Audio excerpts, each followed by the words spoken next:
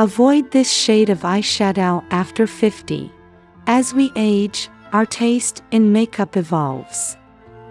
The area of your face you'll really want to focus on is your eyes, as they're one of the first spots to show aging.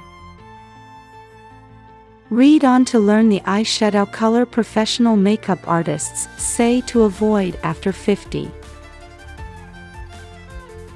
Fully frosted applications tend to illuminate flaws around the eye area, says professional makeup artist Mary Winkenwerder.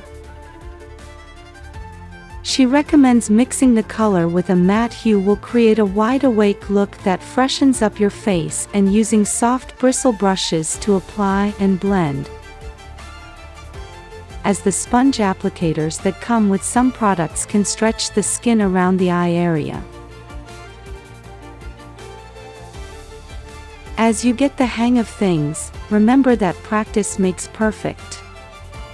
Moving into any type of eye makeup statement requires practice in order to fully understand and execute the desired look, says Winkenwerder. Practice until you like the reflection you see. It should be a second nature type of movement. We have faith that you'll get the hang of it soon enough.